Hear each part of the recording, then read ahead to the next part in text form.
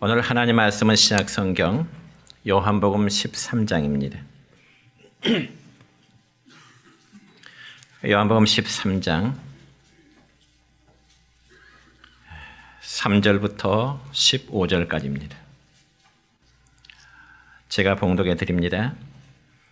저녁 먹는 중 예수는 아버지께서 모든 것을 자기 손에 맡기신 것과 또 자기가 하나님께로부터 오셨다가 하나님께로 돌아가실 것을 아시고 저녁 잡수시던 자리에서 일어나 겉옷을 벗고 수건을 가져다가 허리에 두르시고 이에 대하여 물을 떠서 제 아들의 발을 씻으시고 그 두르신 수건으로 닦기를 시작하여 시몬 베드로에게 이르시니 베드로가 이르되 주여 주께서 내 발을 씻으시나이까. 예수께서 대답하여 이르시되 내가 하는 것을 내가 지금은 알지 못하나 이후에는 알리라. 베드로가 이르되 내 발을 절대로 씻지 못하시리이다. 예수께서 대답하시되 내가 너를 씻어 주지 아니하면 내가 나와 상관이 없느니라. 시몬 베드로가 이르되 주여 내 발뿐 아니라 손과 머리도 씻어 주옵소서. 예수께서 이르시되 이미 목욕한 자는 발밖에 씻을 필요가 없느니라. 온몸이 깨끗하니라. 너희가 깨끗하나 다는 아니니라 하시니 이는 자기를 팔자가 누구인지 아심이라. 그러므로 다는 깨끗하지 아니하다 하시니라. 그들의 발을 씻으신 후에 옷을 입으시고 다시 앉아 그들에게 이르시되 내가 너희에게 행한 것을 너희가 아느냐. 너희가 나를 선생이라 또는 주라 하니 너희 말이 옳도다. 내가 그러하다. 내가 주와 또는 선생이 되어 너희 발을 씻었으니 너희도 서로 발을 씻어주는 것이 옳으니라. 내가 너희에게 행한 것 같이 너희도 행하게 하려 하여 본을 보였노라. 아멘. 사랑과 축복의 메시지 나눕니다. 사랑하고 축복합니다. 사랑하고 축복합니다. 오늘은 신약성경 요한복음 13장 3절로 15절에 있는 말씀을 중심해서 예수님과 나와의 관계라는 제목으로 오늘 말씀을 선포하고자 합니다. 여러분, 지금 우리 기독교의 절기 가운데 사순절이라는 절기 중에 있습니다. 특별히 사순절이라 하면 우리 인간들을 구원하시기 위해서 우리 예수님께서 겪으신 고난과 부활을 기념하기 위해서 부활절까지 주일을 제외한 40일간의 기간을 가리켜서 사순절이라 이렇게 말합니다. 그러니까 금년의 사순절 기간은 지난 3월 6일부터 시작해서 4월 20일, 즉 토요일까지의 기간이 되는 것입니다. 그래서 사순절의 기간은 부활절을 기다리면서 신앙의 성장과 그리고 회개를 통한 영적 훈련의 기간이 바로 사순절이 되는 것입니다. 뿐만 아니라 자신의 죄를 대속하기 위해서 십자가 위에서 고난을 당하신 그 예수님의 죽음을 묵상하는 그런 기회가 되어들 줄로 믿습니다. 그래서 우리 기독교 역사를 보면 초대교회 성도들은 이 부활절을 앞두고 주님께서 인간의 죄를 대속하기 위해서 이제 살을 내어주신, 즉 피와 그리고 살을 기념하는 성찬예식을 준비하면서 주님의 고난에 동참하는 의미로 금식을 행하는 그러한 유래로부터 사순절의 절기가 지켜지게 된 것입니다. 그 때문에 우리는 사순절의 절기 동안 과연 예수님과 나와의 관계는 어떤 관계를 지니고 있는지 다시 한번 확인해 볼 필요가 있을 것입니다. 여러분, 사람이라면 어느 누구나 각자 자기 나름대로의 삶을 살아가면서 누구와 어떤 관계를 맺고 살아나가느냐 하는 것은 너무나 중요한 문제입니다.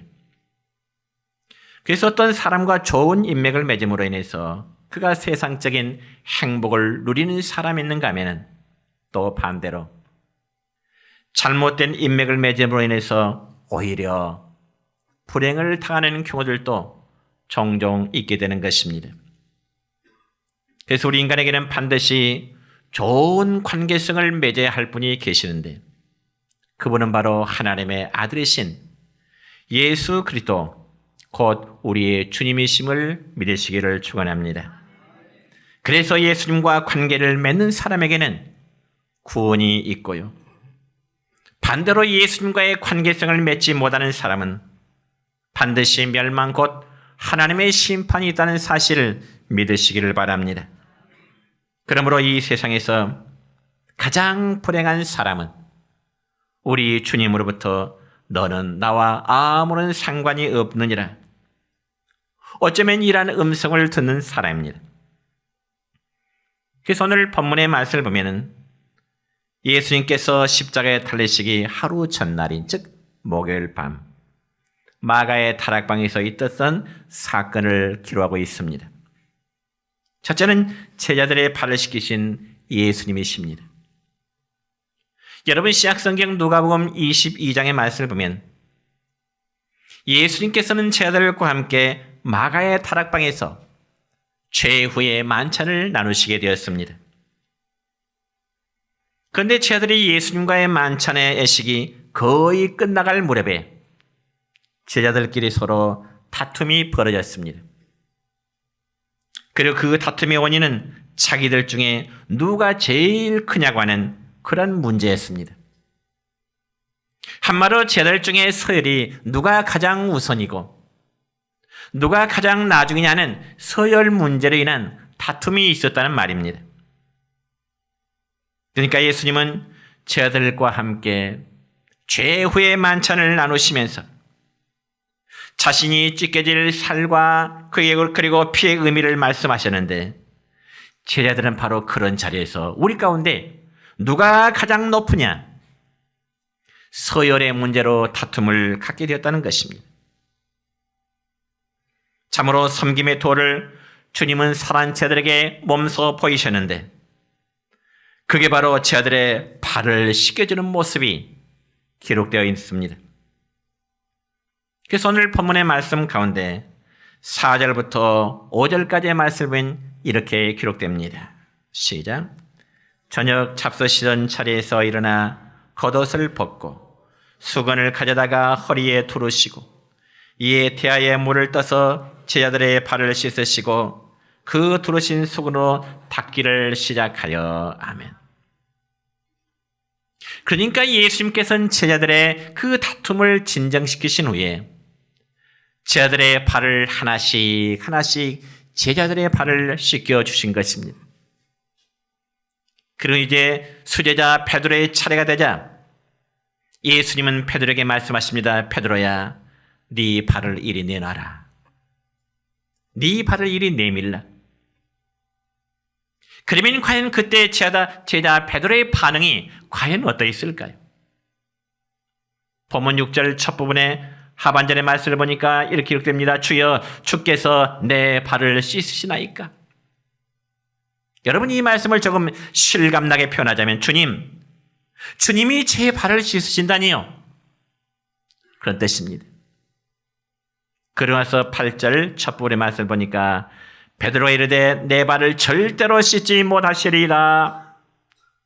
주님이 제 발을 씻으신다니요. 절대로 주님이 제 발을 씻으시면 안 되십니다. 완강하게 거절하고 있습니다. 그러면 베드로가 왜 자기의 발을 씻어주신다는 그 예수님의 말씀 앞에 완강히 거절할까요? 여러분 그것은 당시 남의 발을 씻어준다고 하는 것은 그 당시 종들이나 하는 일인데 선생님이신 예수님이 직접 자신의 발을 씻어준다니 베드로로서는 도저히 감당할 수 없는 그런 일이기 때문에 그렇습니다. 그럼에도 주님은 베드로에게 또다시 무엇이라고 말씀하실까요? 오늘 본문 8절 하반절에 보니까 이렇게 기록됩니다. 시작. 내가 너를 씻어주지 아니하면 내가 나와 상관이 없느니라 말씀하십니다. 베드로야, 내가 네 발을 씻어주지 않으면 이제 너는 나와 아무런 상관이 없어. 그런 뜻이겠죠. 그자 베드로는 예수님의 말씀을 듣고 깜짝 놀라게 됩니다. 여러분 무려 3년 동안이나 예수님과 함께 생활했는데 예수님께서 발을 씻어주신다는 것을 거부하면 예수님과 자신과의 관계가 아무런 상관이 없다니요. 베드로는 깜짝 놀라서 본문 9절의 말씀을 보니까 또 이렇게 이야기합니다. 시작. 주여 내 발뿐 아니라 손과 머리도 씻어 주옵소서. 예수님, 제 발만 아니라 만약 주님은 제 발을 씻어주지 않으신다면, 내가 거절한다면, 주님과 나와 아무런 상관이 없다면 이제 아예 주님, 제 발뿐만 아니라 이제는 손도 씻어주시고요, 머리까지 좀 씻어주세요. 아예 몸 전체를 씻어달라고 베드로는 예수님에게 요청하고 있는 것입니다. 왜냐하면 베드로의 입장에서 예수님과의 관계의 단절은 베드로의 가장 커다란 충격이 될 수 있기 때문에 그렇습니다. 그러나 예수님은 베드로에게 말씀하십니다. 베드로야, 이미 목욕한 자는 발만 씻으면 돼. 주님의 말씀이십니다. 여러분, 우리 여기서 목욕을 하는 것과 그리고 발을 씻는 것에 대한 깊은 영적 진리가 숨어 있음을 오늘 깨달아야 됩니다. 그렇다면 과연 주님이 말씀하신 목욕을 하는 것과 발을 씻는 것의 차이가 무엇일까요? 그에 대한 첫째는 목욕의 영적 의미인데, 여러분, 주님이 말씀하시는 목욕이라는 것은 영적인 의미로 중생 혹은 다른 말로 속죄받아 거듭난다고 하는 의미인 것입니다. 그러므로 신약성경 로마서 3장 24절의 말씀 보면 이렇습니다. 시작.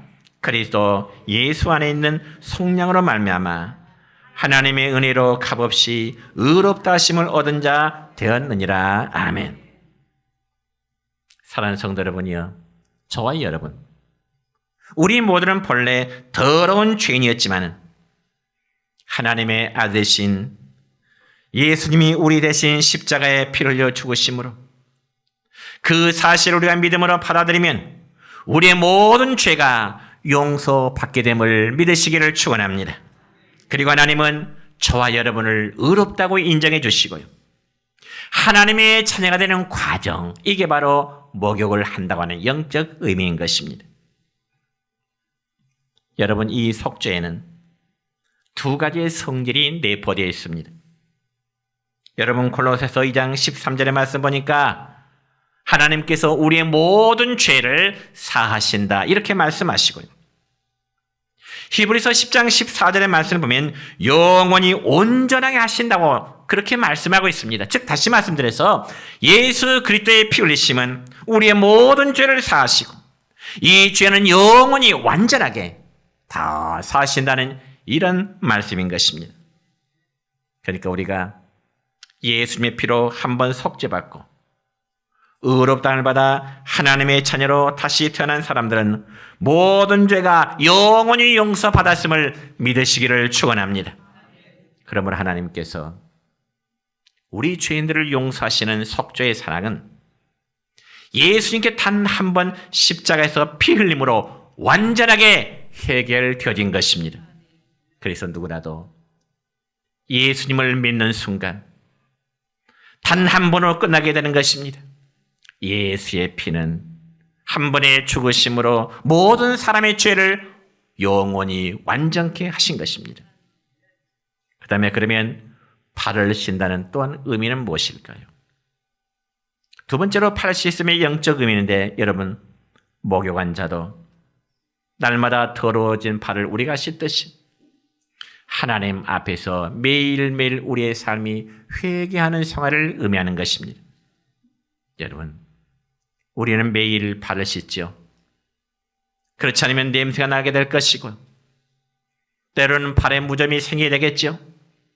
이처럼 우리는 예수님을 영접함으로 죄의 사함을 받고요, 그리고 하나님의 자녀가 되었지만은 육신의 몸을 입고 있기 때문에 우리는 죄를 범할 수밖에 없는 인간의 연약성이 저와 우리 모두에게 있는 것입니다. 물론 그렇다고 해서 어차피 우리는 죄를 지을 수밖에 없는 존재라 해서 우리 자신이 범죄하고 스스로 내가 행한 죄에 대해서 합리화해서는 안 되는 것입니다. 오히려 우리는 죄를 짓지 않고자 결심하지만 자신도 모르는 사이에 죄를 범하게 되므로 날마다 우리가 발을 씻하는 것처럼 우리의 삶의 회개의 삶은 날마다 연속되어야 되는 것입니다. 우리가 그렇지 않을 때 우리 자신도 모르게 심령이 부패돼서 우리의 삶에 좋지 못한 냄새를 풍기게 되는 것입니다. 사랑하는 성도 여러분이요, 여러분의 삶에서는 예수 믿는 좋은 냄새를 풍기신가요? 아니면 여러분의 삶이 예수를 믿으면서도 악취를 풍기고 있지는 않으신가요? 여러분, 우리가 목욕을 해서 하나님의 자녀가 되는 것을 우리는 새로운 태어남, 거듭남이라 그렇게 말합니다. 그래서 이 단계를 우리는 거듭남 혹은 중생했다, 그렇게 표현한 것입니다. 그런데 문제는 이것이 바로 시작이라는 것입니다. 여러분, 예를 들어서 어린아이가 태어나면 인생의 시작이 되듯이 우리가 영적으로 거듭나면 하나님의 자녀로 다시 태어나면 그때부터 우리의 인생은 새롭게 시작되어지는 것입니다. 우리 마음속에 예수님 영접하였다고 해서 우리의 인격이 완전해지는 것 결코 아닌 것입니다. 그리고 아이는 자기를 낳아준 부모님을 아버지, 어머니라고 부르듯이 여러분 예수님의 피로 거듭난 자는 이제는 하나님을 아빠, 아버지라고 부를 수 있는 축복을 잊게 되는 것입니다. 그래서 하나님과 성도와의 관계는 마치 부자간의 관계처럼 사랑을 주고 사랑을 받는 관계가 성도와 하나님과의 관계인 것입니다. 그러므로 우리 성도들이 하나님의 자녀로 다시 태어났으면 그때부터는 하나님과의 긴밀한 관계 속에서 행복을 맛볼 수 있어야 되고 그리스도 안에서의 감사와 기쁨을 누리며 살아가야 되는 것입니다. 그러면 어떤 성도는 믿음의 생활을 한다면서도 마치 하나님과 자신과의 아무런 상관이 없는 것처럼 살아간다면 그건 참 불행한 모습입니다. 여러분, 이런 예를 한번 들어볼까요? 어느 집의 아들이 저 미국으로 유학을 갔다 한번 가정해 보십시다. 그래서 저 미국으로 유학 간 아들은 매일같이 아버지와 전화통화를 하고 또 편지를 하면서 아버지와 긴밀한 관계를 갖고 있었습니다. 그래서 미국에 유학 간 그 아들은 어렵고 힘든 일이 생길 때 아버지의 관계를 통해서 어려움을 지혜롭게 이겨낼 수 있었고요. 또한 아버지로부터 그가 필요한 용돈이나 학비까지도 도움을 받을 수 있게 되었습니다. 그러니까 아들은 아버지와 비록 멀리 떨어져 있었지만은 아버지와 깊은 관계성 속에 있을 때는 풍요로운 삶을 누릴 수 있었다는 거죠. 그런데 어느 날부터인가 그 아들은 여자친구를 사귀게 되었습니다. 그리고 그녀와 사랑하는 일에 빠지다 보니 아버지와의 연락은 끊어지게 되었습니다. 물론 처음에는 별다른 불편을 느끼질 않았습니다. 오히려 여자친구와 사랑하는 일에 빠져 행복을 느끼면서 굉장히 자유로움을 만끽하며 살아갔습니다. 그런데 얼마 후에 그 아들은 교통사고를 당했습니다. 그자 그 아들은 당황이 돼서 아버지의 도움이 긴급히 필요하게 된 거죠. 그러나 이미 아들은 아버지와의 교제가 끊어진 상태였기에 도움을 받을 길이 없었습니다. 그래서 그 아들은 결혼 문제, 유학 문제, 그리고 직장 문제 등 혼자서 그 모든 일을 헤쳐나가기에 너무너무 힘들었습니다. 왜냐하면 아버지와의 관계성 단절 때문이었습니다. 그건 아들이 너무나 커다란 불행이었습니다. 이처럼 우리가 반드시 관계성을 맺어야 할 분과의 관계를 맺지 못한다면 우리의 삶은 행복이 아니라 불행일 수밖에 없는 것입니다.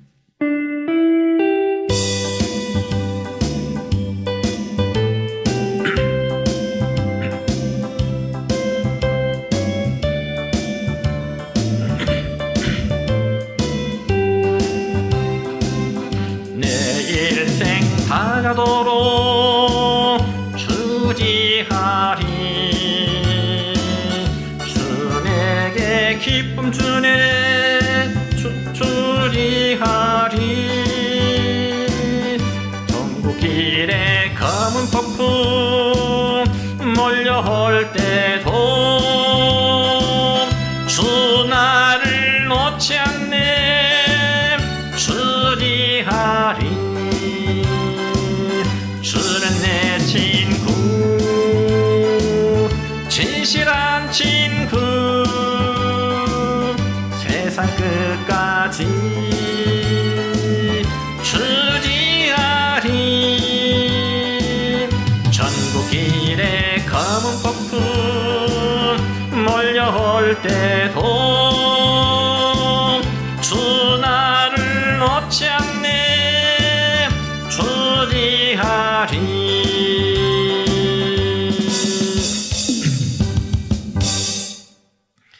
두 번째는 주님과의 관계의 방법입니다. 여러분, 그렇다면 주님과 우리 사이가 어떻게 해야 깊은 관계로 이어질 수 있을까요? 우리가 많은 일을 해야 되고 업적을 많이 써야 되고 많은 것을 주님께 드리면 주님과 우리의 관계가 긴밀한 관계로 이어질 수 있을까요? 그렇지 않습니다. 여러분, 오늘 본문 8절의 말씀을 다시 보면 예수님은 살아있는 자 베드로에게 말씀하시기를, 베드로야, 내가 네 발을 씻겨주지 않으면 너는 나와 아무런 상관이 없느니라, 이렇게 말씀하십니다. 그러니까 이 말씀을 다시 표현하자면, 베드로야, 네가 네 죄에 대한 고백이 없으면 나와 아무런 상관이 없다고 하는 그런 뜻입니다. 물론 이 말씀은 우리 모두에게도 해당되는 말씀입니다. 우리가 죄를 안 짓고 회개할 필요도 없으면 좋겠지만은 우리 안에 있는 죄의 부패성은 항상 우리를 죄의 권세 안에 잡아두려고 하는 것입니다. 그러므로 베드로가 예수님 앞에 자신의 발을 내밀어서 씻음을 받아야 하는 것처럼, 여러분, 저와 우리 모두도 우리의 죄의 더러운 모습들을 예수 앞에 그대로 내미는 모습, 그게 바로 회개의 모습입니다. 그럼 우리가 구체적으로 어떤 고백이 있어야 될까요? 하나님 앞에, 예수님 앞에 구체적으로 어떤 죄의 고백이 있어야 될까요? 첫째로 우리는 스스로 죄인이라는 고백이 있어야 됩니다. 여러분, 우리는 예수님을 통하지 않고는 결코 거룩해질 수 없는 죄인입니다. 인정하시지요? 고백하시지요? 그래서 우리 힘으로는 도저히 내가 죄를 범하지만 내 스스로 죄 문제를 해결할 수 없는 그런 연약한 자라는 말씀입니다. 그럼 우리에게는 매일 주님의 용서가 필요합니다. 그리고 주님의 사랑이 필요할 수밖에 없는 그런 존재들입니다. 그럼 우리가 이 사실을 알 때 비로소 우리는 주님 곁에 붙어있게 되고요, 주님 앞에 우리의 허물과 죄를 들고 나는 이러한 모습입니다, 나는 이러한 잠이라는 고백을 할 수밖에 없는 것입니다. 여러분, 이 세상에 성자가 어디 있습니까? 소위 성이라고 말하는 석가나, 그리고 공자나, 그리고 마호멧이 성자일까요? 천만에요. 어찌 그들이 성자가 될 수 있겠습니까? 분명히 성경은 말씀합니다. 뭐라고요? 의인은 없나니 이 세상에 하나도 없다고 단언합니다. 그러므로 누구라도 스스로 성자라고 생각하는 그 순간부터 주님과는 아무런 상관이 없는 자입니다. 우리가 흔히 성자하면 역사상 성 어거스틴을 생각하게 되죠. 그러나 정작 이 성 어거스틴은 날마다 구약성경 시편 51편을 묵상하면서 회개의 기도를 드렸다고 합니다. 시편 51편은 시편 전체 7편 회개의 시가 있는데 그 중에 하나가 회개의 시 시편 51편입니다. 그렇다면 그가 모든 이에게 모범을 보일 정도로 정말 경건하게 살았음에도 불구하고 날마다 그가 하나님 앞에 회개의 기도를 드릴 수밖에 없었던 그 이유가 과연 무엇일까요? 그도 역시 하나님 앞에서는 숨길 수 없는 죄인이었기 때문에 그렇습니다. 그래서 그는 사람들이 자신을 어떻게 보든 항상 죄인된 자세로 하나 앞에 나왔기 때문에 그런 빛으로 인도되는 삶을 살 수 있었던 것입니다. 또한 두 번째로 죄는 관계를 멀게 하고요. 회개는 관계를 긴밀하게 하는 그러한 능력이 있습니다. 여러분, 하나님과 우리 사이를 가로막고 있는 것이 있다면 그게 무엇일까요? 그건 바로 죄입니다. 예를 들어서 부부 사이나 부모 자식 간의 관계도 마찬가지입니다. 여러분, 관계 형성은 쉽지만은 그 관계를 오랫도록 변하지 않도록 오랫도록 유지한다는 것은 결코 쉬운 일이 아닙니다. 그래서 하나님과 우리 사이의 관계 형성을 오랫동안 지속하기 위해서는 뭐니 해도 죄가 끼면 안 되기 때문에 그 죄를 제거하는 과정이 필요한데 그게 바로 회개라는 말입니다. 그래서 구약성경 요한일서 1장 9절의 말씀을 보니까 이런 말씀이 기록됩니다. 시작. 만일 우리가 우리 죄를 자백하면 그는 미쁘시고 의로우사 우리 죄를 사하시며 우리를 모든 불의에서 깨끗하게 하실 것이요. 아멘. 우리가 무슨 죄를 몇 번이나 지었던 상관없이 하나님의 약속은 회개하기만 하면 그 죄를 씻어주시고 용서하신다고 성경은 우리에게 말씀하고 계십니다. 그러므로 고통스럽고 그리고 불안하고 후회스럽고 원망이 가득하고 불신이 들 때마다 우리가 해야 할 일이 있습니다. 그것은 바로 회개하고 예수님 앞으로 더 가까이 나오는 길입니다. 여러분, 더러운 발을 그대로 들고 주님 앞에 나가자는 것이죠. 주님, 내 모습이 이렇습니다. 내 생각이 이렇습니다. 내 삶이 더러움이 이렇습니다. 주님 앞에 그대로 가지고 나가자는 것입니다. 그럴 때 주님은 우리의 영혼을 소생시키시고요. 하나님의 영광을 우리의 영혼에 가득 채울 줄로 믿습니다. 그럴 때 우리는 마음의 평강을 덧입게 되고요. 세상에 당하는 고통과 슬픔과 분노를 극복할 수 있을 줄로 믿습니다. 세 번째로 은혜가 넘쳐야 다른 사람을 진정으로 섬길 수 있다는 사실입니다. 여러분, 예수님이 제 아들의 발을 닦아주신 다음에 이제 제자 전차에 주님이 하신 말씀이 있습니다. 그 말씀이 무엇인가 하니 오늘 본문 14절과 15절입니다. 시작. 내가 주와 또는 선생이 되어 너희 발을 씻었으니 너희도 서로 발을 씻어주는 것이 옳으니라. 내가 너희에게 행한 것 같이 너희도 행하게 하라여 본을 보였노라. 아멘. 그러니까 이 말씀 보면은 예수님은 단순히 제자들의 발을 씻어주시는 것으로만 끝나지 않냐고 내가 너희들의 발을 씻어준 것처럼 너희들도 서로 발을 씻어준 것이 이제 옳다.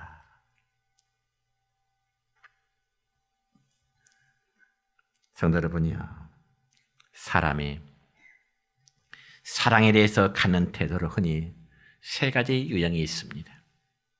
첫째는 사랑을 하는 사람이고요. 둘째는 사랑을 하지도 않고 다른 사람에게 사랑을 받고자 하지도 않는 사람. 그리고 세 번째 유형은 사랑을 받고도 배신하는 경우가 있습니다. 여러분, 여기에 첫째 유형은 사랑하는 사람은 성도로서 향기를 바라는 아주 모범적인 사람이겠죠. 그리고 둘째 유형인 사람은 사랑을 하지도 않고 또 받지도 않는 사람, 아주 이기적이고 교만한 사람의 유형입니다. 그리고 마지막 세 번째 유형은 사랑을 받고도 배신하는 사람. 한마디로 배은망덕한 사람입니다. 그들은 사랑을 원수로 갚은 사람인데 바로 가룟 유다와 같은 유형입니다. 그렇다면 여러분, 이 세 가지 유형 중에 여러분들은 어디에 속한다고 생각하십니까? 오늘 본문의 말씀 보면 예수님이 베드로의 발을 씻고자 하실 때 거절했던 베드로는 바로 두 번째 유행에 속한 사람이었습니다. 그런데 오늘날 이런 사람이 참 많습니다. 예수님의 사랑을 받지도 않고 사랑을 나누지도 않겠다는 사람입니다. 그런 사람은 자기의 고집이 있고요, 자기의 기준이 있어서 예수님의 의도가 어떠하든 자기의 기준에 어긋나면 다 한마디로 너 거절하는 겁니다. 그게 바로 예수님의 사랑을 거절하고자 했던 베드로의 자세인 것입니다. 여러분, 실제로 우리도 예수를 믿는다고 하면서 하나님 말씀, 하나님의 사랑보다 내 고집과 내 판단과 내 기준을 가지고 신앙생활하는 그런 경우들이 얼마나 많이 있습니까? 여러분 잘 아는 말씀 가운데 누가복음 15장의 말씀 보면 유명한 탕자의 비유가 나옵니다. 여러분, 둘째 아들은 아버지의 재산을 가지고 집을 나갑니다. 집을 나가서 허랑방탕하게 다 써버립니다. 그리고 결국 거지의 신세가 되었습니다. 그때 둘째 아들이 생각하기를, 이렇게 비참하게 살 바야 차라리 아버지 집으로 돌아가야 되겠다. 아버지 집으로 돌아가서 품꾼의 하나라도 써달라고 해야지. 그러면서 집에 돌아왔습니다.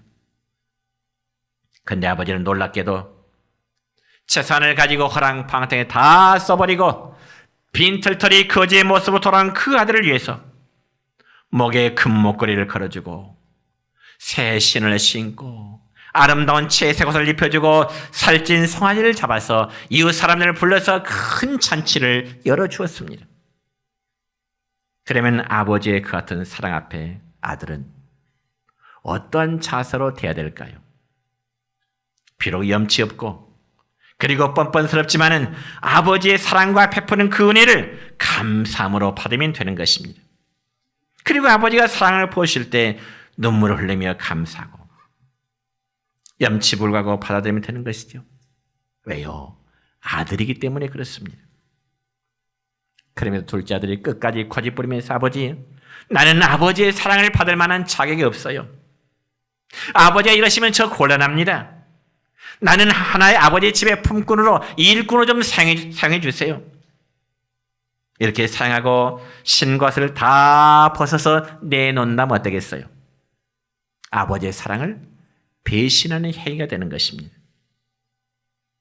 그러므로 아들이 아버지의 사랑을 받아들이는 행동에는 때로는 아픔과 그리고 부끄러움이 내포 있습니다.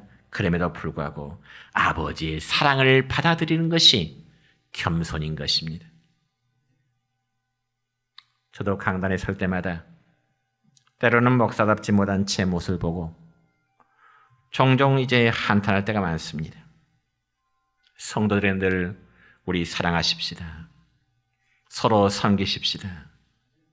이렇게 목사는 성도들에게 말하면서 제 자신이 사랑하지 못하고 여러분이 진정 여러분을 섬기지 못한 모습 속에서 늘 자신의 부끄러움을 차차게 보기도 합니다.